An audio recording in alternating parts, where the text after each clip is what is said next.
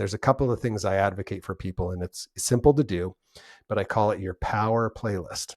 Yep. Your power playlist is just 3 or more songs that fire you up, calm you down, center you. And when you're feeling disconnected, you're 10 to 20 seconds away from the first track playing. If you just remember you have it and you know to reach for it.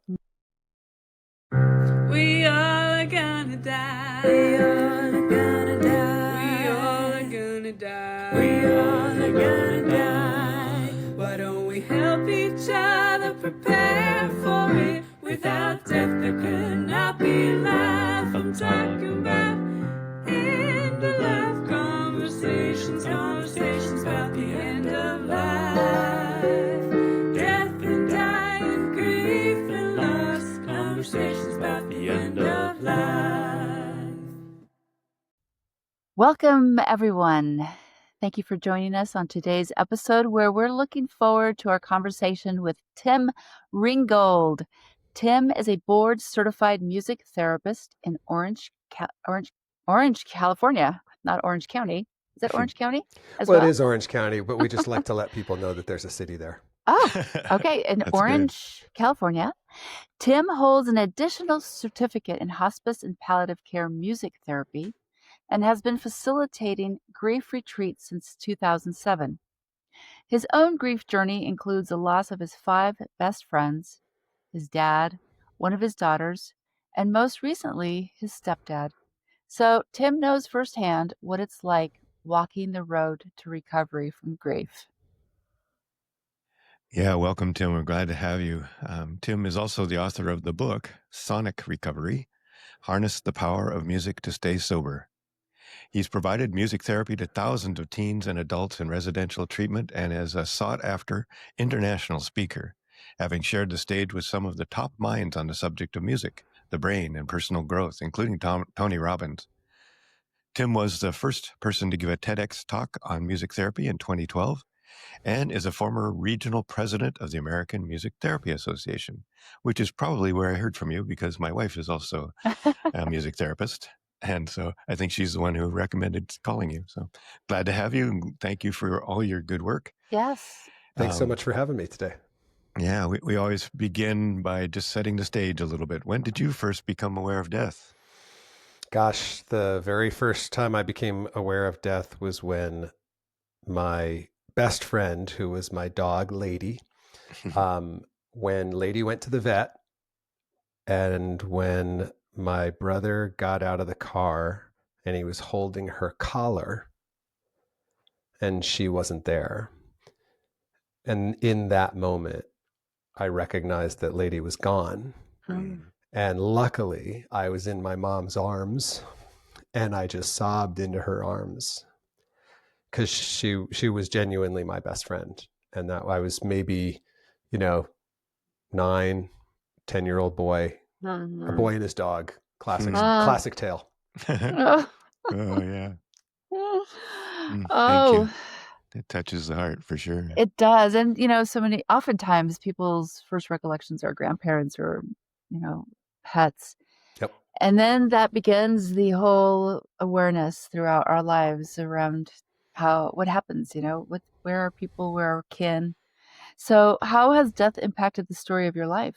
Man, it's a through line that I joke that I have a grief resume. Wow. Right? Like a CV, and my CV includes da, da, da, da, da. And you listed off some of them because I keep them in my bio just because I want people to know, that this isn't theory for me. I didn't study it in school. I mean, I did study it in school, but I lived it way beforehand. And so it's been kind of one of those pieces of life that if I could have raised my hand and said, ooh, I'll skip that. I would have, and yet, right. We don't get that opportunity. And what I can say about it is as I'm sitting here talking to you, funerals are flashing before my eyes. I was raised Catholic, and the funeral is a kind of a tradition in our faith. And then, going to the grave and the whole process of the ritual of that. And I can just see all these different moments throughout my life. And they are some of the most important moments of my life because that was when shit got real. Yeah. That's right. Yeah. Like everything else was just catnip and distraction. You know, like just like first world problems, you know, like, but you know, the moments of being graveside and the moments of being in churches with caskets were just like, whoa, okay, this is really important. This is really foundational, and pay attention. Right. Yeah. Oof. Yeah, I notice when I've had loved ones die that there's a shift in your consciousness, I think, that happens because suddenly all these other things going on seem so petty and stupid. And how can somebody even be driving, or, you know, what are they watching a television show for? Don't they know that my mom just died? What the hell, you know, life is not the same anymore, you know? So yeah, I hear that. Yeah, that's such well put. Thank you. So tell us about what you're doing currently, what your work is now. And you talked about palliative care, hospice, and music therapy. That's interesting. And I'd like to know more about your book as well. Yeah. My company today is called Sonic Divinity. And for me, music has always been the sound of God. And has been a direct connection to God throughout my life. And I've had some real mountaintop moments with God and music. When I was 16, I was blessed to sing a spiritual in St. Peter's Square for Pope John Paul II during Holy Week. Wow. It was my choir. That's pretty good. It was pretty cool. And there were 13,000 Catholic pilgrims from all around the world there in St. Peter's Square. And I could hear my voice echoing around the colonnades. And that connection between me and God was just like so amazing. But the flip side was that I also had that experience in probably the one of two of the worst experiences of my life. First one coming was the death of my dad, and Enya was playing in the room. I mean, not Enya personally. I don't know her that well, but a cassette. I'm dating myself, kids. What's a cassette? A cassette was playing of Enya in the room with my dad. My dad died at home in hospice, and it was like having the sound of angels in the room. You know, and I was just like, man. If I could be the soundtrack of someone's transformation from life to afterlife, like that would be the highest use of my gifts as a musician. So that was really a very, very powerful formative experience. 2 years prior to that, my 5 best friends had been murdered, and I went to 5 funerals in 4 days. And I can't really describe what that's like other than to just say I would get up, bury a friend, get as hammered as possible to numb the pain, pass out, and then get up and have to do the whole thing over again the next day, then 2 the next day, and then the next day. I mean, it was just beyond. And I sang a song at their funerals as my way of saying goodbye. It was a song I had written about them and used to sing to them, and at the saloon on open mic night. You can tell I come from a small town. We really did have the Georgetown Saloon. And and when I sang that song, it tore me up, but my community was like, this is so healing. Thank you so much. I really didn't know what they were talking about, but I took their word for it. But the night of the last funeral, my one remaining friend, we went to a live concert. And for the first 2 hours since I had gotten the news, I found peace.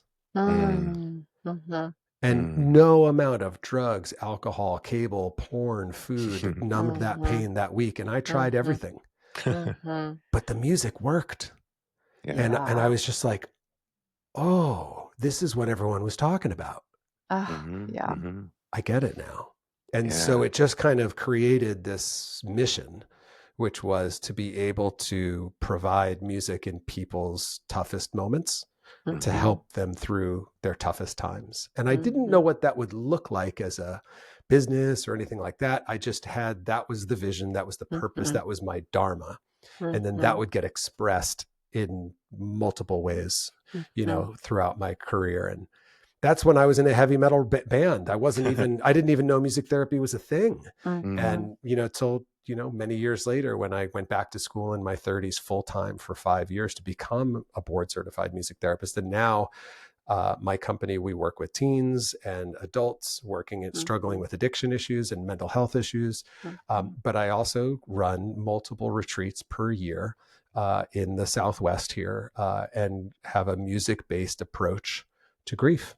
And that journey has just been some of the most rewarding work I've done, because my journey through grief, I'm in recovery from addiction, I'm in recovery from grief. Like those are two of the heaviest chains you can wear around your neck that I've experienced in my lifetime. So to be able to minister to others through music in those two difficult chapters is just incredibly rewarding.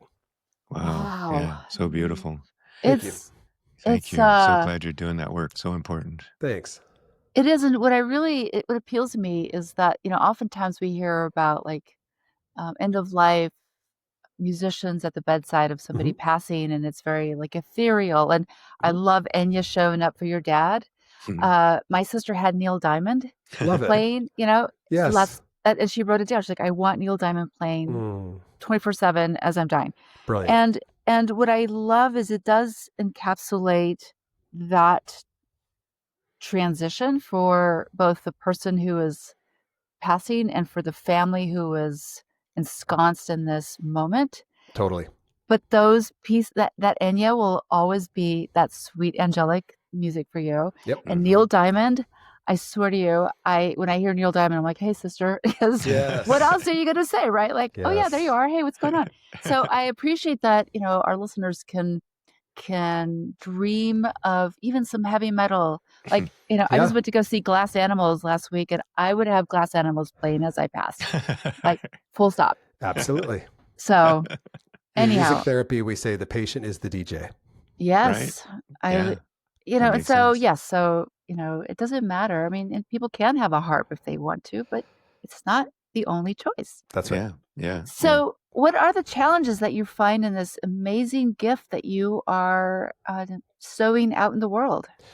The biggest challenge, I would say, is people's ability to raise their hand for help in and around experiencing grief, because of two reasons. One, it's so debilitating physically, cognitively, and emotionally. So they don't have their own internal resources to summon, to activate, to go get help. It's one thing when you're pissed off about something. Anger is very motivating and very mobilizing, but sadness and grief is immobilizing. Yep. So it's very hard to get people to engage in their own recovery. The second thing is an external issue, which is our culture's mismanagement of death and grief, because people don't know what to expect, what's normal when it comes to grief, and they don't know how to companion another person who is grieving. Right. Yeah. So we just get a collective F- as a culture when it comes to preparing ourselves and each other for how to walk through grief, and that it can heal. It leaves scars, but it can heal. And there's some fundamental myths in our culture that just make it so much harder on everybody than it needs to be. So true. Yeah. And that's one of the goals of our podcast, is to get this word out and get people talking about it. So I'm so glad that you're doing that work. You're talking about music earlier. There was a guest who told us that they were visited by their husband after he died and told that music is what lasts after death. And I thought, that's kind of awesome. I like hearing that. Well, and I just want to jump in here too and ahead. talk about the challenges around our F- of caregiving folks, going through their grief cycle. And, I see this, we see this all the time, right? People are stunted with the language and the ability to open their hearts and move through this. And just as you talk about your first, awareness of death with your lady dog friend, I just, I see kids who struggle with this, and parents are just like, oh, it's, like, let's get past this quickly. And, it's so harrowing to not, engage in these families and say, I'll sit here with you if you want, and we can just talk about your friend, and I don't care how long it takes. Mm-hmm. Like, it's okay. Like, I value your stories about your friend. Yes. And, it feels so uncomfortable for people. And I'm still like, I don't understand why. I'm Yeah. like, what? I think about this a lot. And Yeah. one of the things is, if I have unresolved grief in my nervous system, Mm-hmm. your grief triggers mine. Yes. Mm-hmm. So it's very hard for me to be with you because I've been spending my entire life like, avoiding my own grief. Right. So why would I want to be around you when you're triggering mine and I don't want to be around mine? Now, nobody's thinking that logically or consciously, but that's the nervous system keeping us away from what we would feel is danger. It's like we've been holding back that dam of grief. Yep. And so we, it's like that little hole. 100%. It'll poof. Yep. Yeah, absolutely. Yep. Yeah. And time does not heal grief. It just buries it. Mm-hmm. And you know this because when a song comes on and suddenly you go from normal to sobbing, that's your unresolved grief getting picked at like a scab.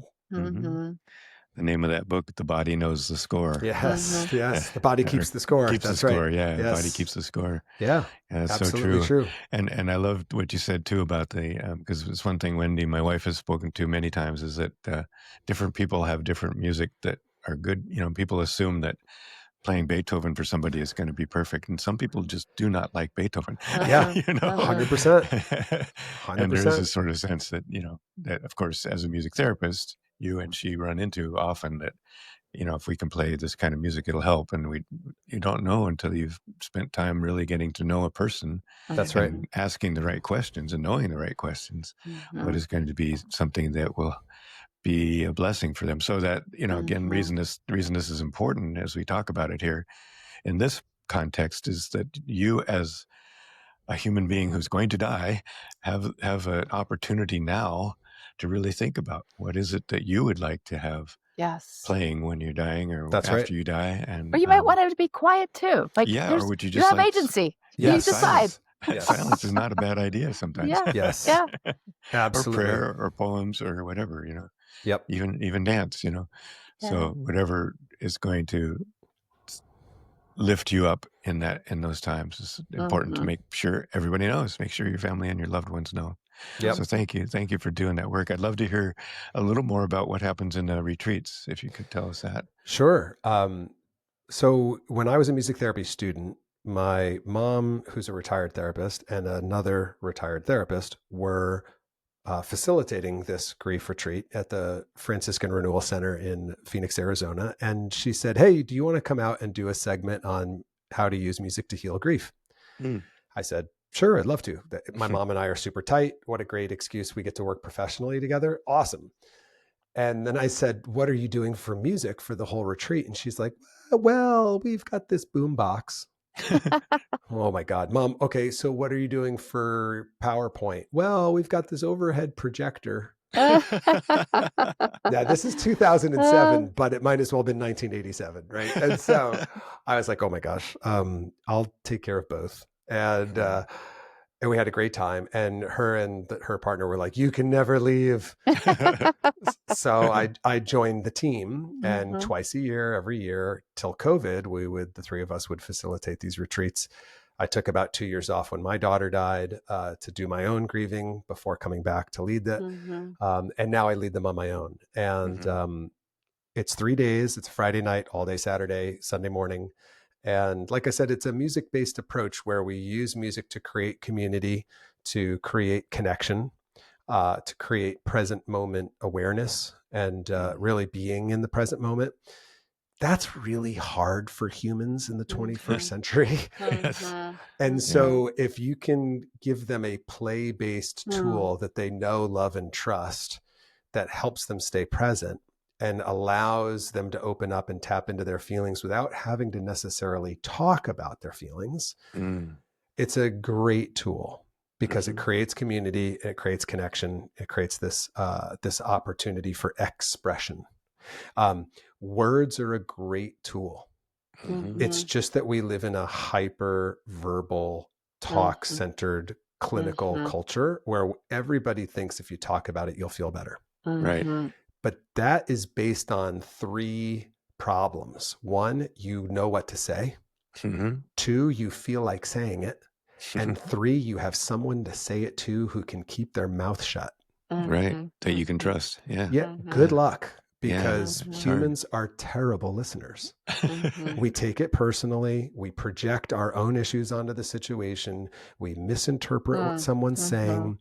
We get activated or reactivated because of what they're saying. Like, we give advice, we give platitudes, we try to rescue. Yeah. So Yeah. what we're really bad at in our culture is just holding space. Right. So, I mean, as a therapist, they put us through thousands of hours of clinical supervision. Any therapist has been through thousands of hours of clinical supervision before they were turned loose on the population, because humans are so bad at listening. Yes. Yeah. Yeah. We both went through spiritual direction seminary, and that was the number one, really our main practice is how do you listen with compassion and openness, and no fixing, no changing, no. Yeah. And thank God there are people doing that stuff and doing that work, because you're right. It's a challenging thing for most people. So Seems to be. yeah. So is there anything that frightens you about the end of life yourself? I would say I'm pretty sure that whatever day is my last day, there's more I will have want to have done. Yeah. So I'll be like, it's like when I was a kid and we'd be playing outside and you'd hear dinner And you're like, and you had to come inside for supper, right? And you're just okay. And you come inside and then you eat a great meal and you're like, yeah, this is great. But 5 minutes ago you were like, 5 more minutes. Like, I'm going to be the guy who's like, 5 more minutes, just because I am endlessly fascinated by this journey. And now that I have kids of my own, like watching my kids grow, like I have a daughter who's currently 19. I have a son who's about to turn 14, and I have a daughter who's in heaven. And so I know what it's like to have lost a child and to hear their heartbeat start and then hear their heartbeat stop. And like, when my heartbeat stops and my kids are still around, like, they're going to keep living. And there's the part of me who wants to keep living with them in that same capacity. Yeah. And there's part of me that knows I'll be able to participate, or part of me that, I'll still be able to participate in some way, but it's going to look differently. Right. My physical presence is going to be gone. Right. They're not going to hear my voice anymore. If I could have one thing back from my dad, it would be that I have an audio or video of my dad. He died in 97 before iPhones. I have no audio or video of my dad. I don't hear his voice. I don't see him in video. And like, I wish I could still have that. So there's going to be that physical presence moment where I'm going to be like, man, I know I'm heading to something great, but I'm going to miss out on all this fun over here. Yeah. Yeah. So well put. Yeah. We often think that we think and have heard that the one thing is, will I be done yet? I'm not really done yet. I've still got more. I've got more to give. Yes. Will I have accomplished what I really want to accomplish? So 100%. So, again, that's our daily task, right? To do our best and try to do everything we can to make the world better. Yep. And the world around us better. So especially when the world is going crazy, and which it tends to be these days. Yeah. Or maybe always. Yeah. So as you're doing your best to live life to its fullest, on those days that you find it a little hard, what do you do to keep yourself resourced? Oh, that's a great question. Nature. I get my feet off the concrete and barefoot into the grass as much as humanly possible. Humans are meant to be outdoors. Our bodies are primed to be connected to the planet Earth.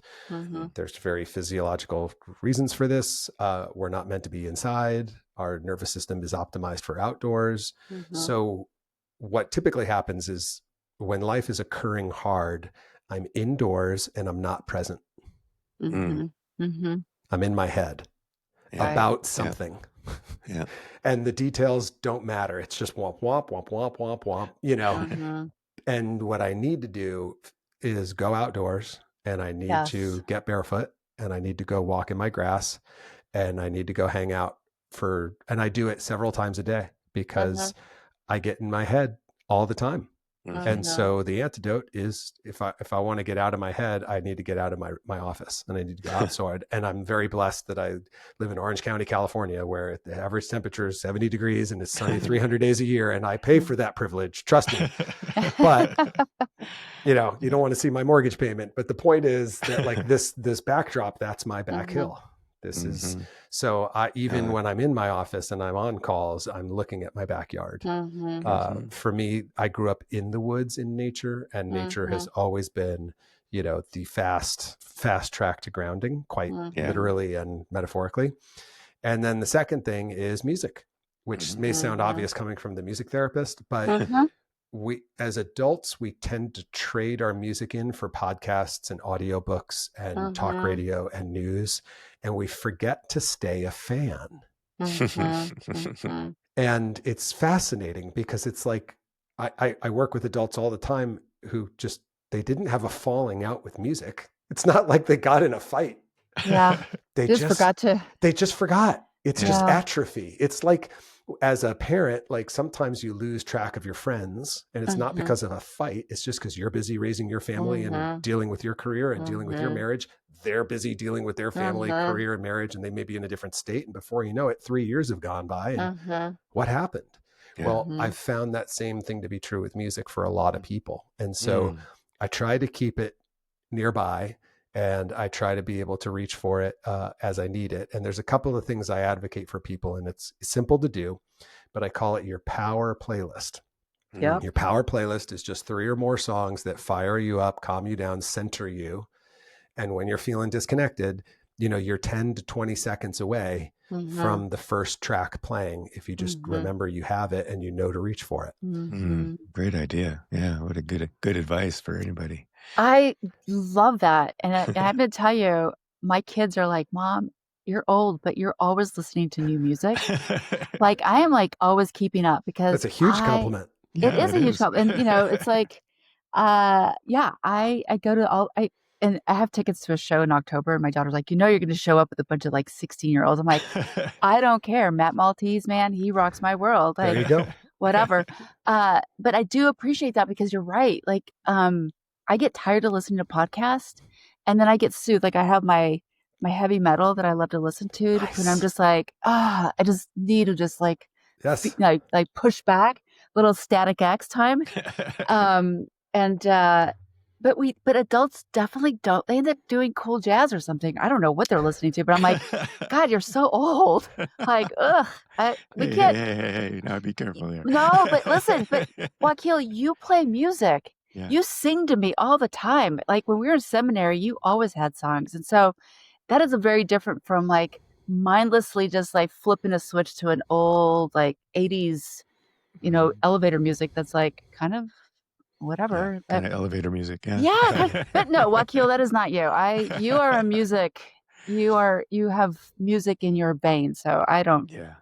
But I do think that is a really great, I actually want to think about that as a spiritual tool too, because it is important and adults do forget. Except for I do like jazz. Hey, no shade on jazz. I love jazz too. Yes. We're not here to throw shade at any genre or style of music. No. I don't. I just think that it's interesting that as the older you get, the less open you are to different kinds of things. Just like just throwing it out there. Yeah. No, that seems to be you know the case, and what I experience is that most people go through kind of like a high tide of music from when they're about 14 to 24. In your adolescence into your adulthood, as you're coming of age, what's the soundtrack? What's your soundtrack, your personal soundtrack of your identity? Because that's what you're forming during that time. Sure. And since you're a human, you're a social animal, so you're forming that identity inside of a group. And because our society is so big now, it's too big to just say I'm just a member of the human race. Like you need to be part of a smaller tribe. So you start to find your tribe through the energy of the music that you resonate with, right? So that you got the rockers and you got the punkers and you got the stoners, right? And you got the people like different style, and they find their people in that music. But what's interesting is it seems like once we level off into our mid-20s, we've kind of decided who we are, what our styles and preferences are. By and large, the bell curve experiences, people tend to stay with what that was, and they stay with the artists they discovered during that time. That's true. That's the bell curve. Now, that doesn't mean people are outside of the bell curve, right? They're outliers, but the bell curve is, this is my music, these are my people, and I'm going to keep listening to it. And that's the soundtrack of my road right now. Yeah. I think it helps to have kids. So that's been my, the kids will introduce me to new music. Whether you like it or not, you're going to get introduced to new music because of your kids. Most of the time I like what they have. So sometimes I'm not sure what that is, but fair. Yeah. Or all the years of cartoon watching. I love Steven Universe. And yesterday, as I sat in the car waiting for my daughter, I played the Steven Universe soundtrack because I'm like, yeah. I love that. I love that shit. Oh, that's so good. Okay. Music. Yeah. Well, wait a second. We want to make sure we ask you if there's anything we didn't ask you. Is there anything you wish we'd have asked you that you'd like to tell us before you give us a beautiful music? Yeah. I think as we're talking about end of life conversations, and this will segue into the song. So your faith, what you believe in, right, is a gift you give yourself. No one can tell you what to believe without your permission. And no one can take away from you what you believe without your permission. It's like your faith is yours. You come to decide for yourself, this is what I believe in, and this is what gives me the courage to get out of bed and face an unpredictable world. Yeah. This is what inspires me to be the best version of myself today while I'm awake. And this is what can calm my monkey mind enough to fall asleep at the end of the day. For me, that's the test of faith. Like if your faith can allow you to accomplish those three things, rinse and repeat, but it's yours. It's no one else's. So maybe you inherited someone else's faith as you were growing up. That's fine, but you can explore what's true and what's right for you at any moment while you're still breathing. So true. And that's okay, because I think that having a good glimpse and inquiry into what you think is going to happen when you stop breathing is going to inform the journey between breathing and not breathing. And I also believe it's going to inform what happens afterwards. That's my personal belief. But I think that taking the time to really be thinking through that for yourself and adopting what would comfort you the most is transformative in the end of life journey. And it's also transformative in the grief journey for those who are still here. So I think it's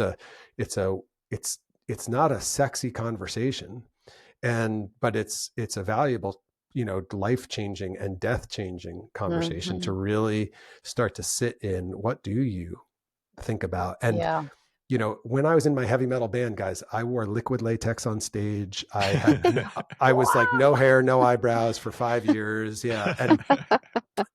And like at the same time, there was one day in like 1999 where I plugged my guitar into a new amp that I had just bought. It's a famous type of amp. And the tone that came out of the amp was so beautiful that a song came to me and came through me.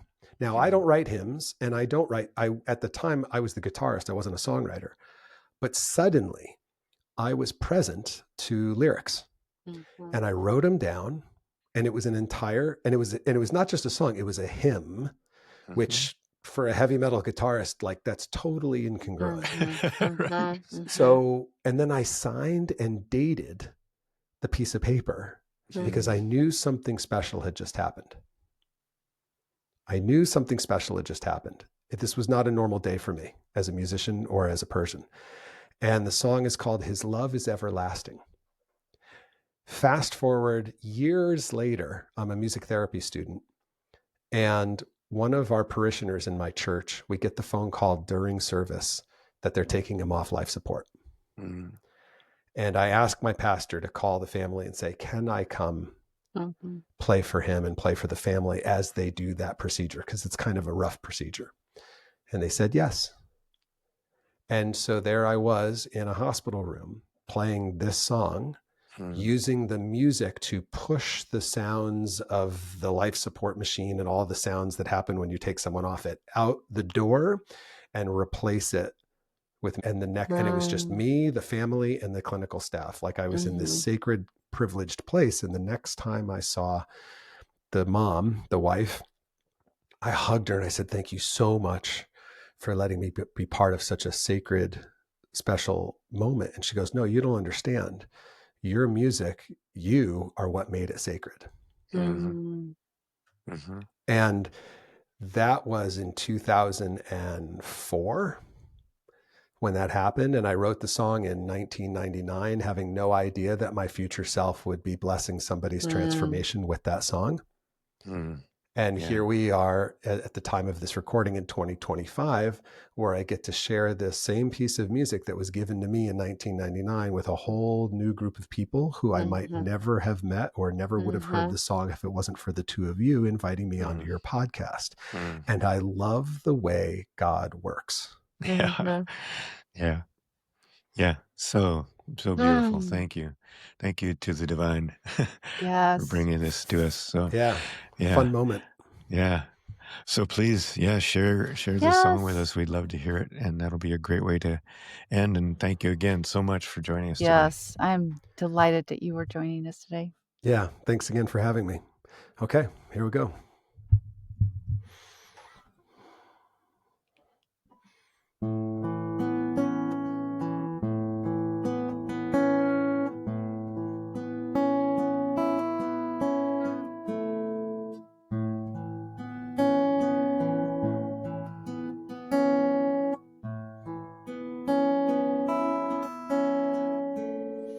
When you feel God's light upon you, radiant beams, they surround you, leading you home. When you feel God's arms around you, safely and soft they enfold you, leading you home. His love is everlasting, though at times you may feel afraid, but his arms are always around you, leading you home when you've gone astray.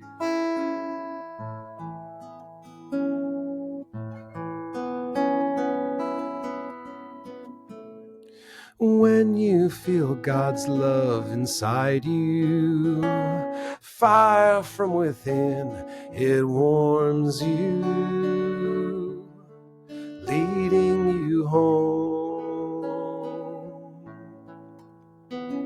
When you feel God's hand upon you, strength from his touch, it feeds you, leading you home. His love is everlasting, though at times you may feel afraid, but his arms are always around you, leading you home when you've gone astray.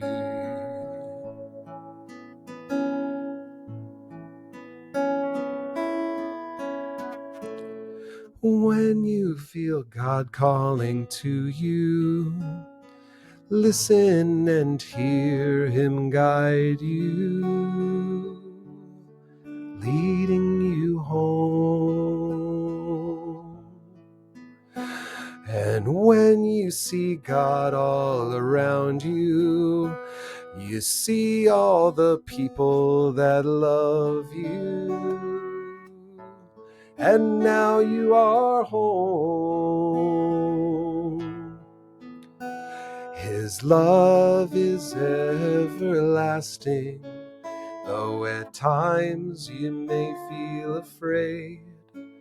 But his arms are always around you, leading you home when you've gone astray. His love is everlasting, though at times you may feel afraid. But his arms are always around you, leading you home, leading you home when you've gone astray.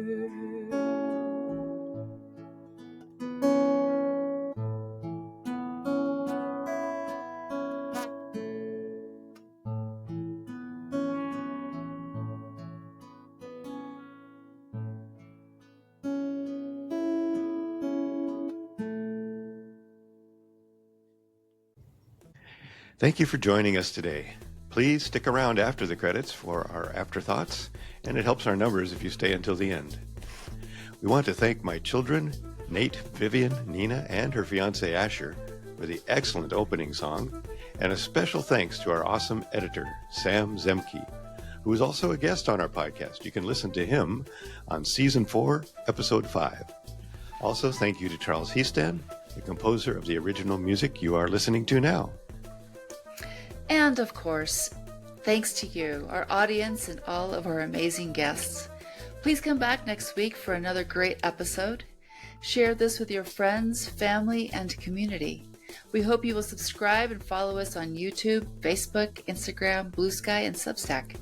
Each guest's additional information will be found in the podcast notes. And of course, if you have a good end-of-life story to share, please reach out. We are always eager to hear from you. Wow, I love Tim. What a cool guy. Tim is really our people. I think that what I think about is sounds and connection. Like you and I've practiced Sufism, and it's all about the languaging and connection with the divine. And that's what he says. It's like the sonic connection to the God. resonance. Resonating in our hearts. Yeah, it was so beautiful to have him sing some songs for us. And I really recommend his work to everybody, and check him out. And wow, what a wonderful work he's doing. So we are blessed again. One more time. As usual. I know. We're so lucky. All right. See you next time. Adios.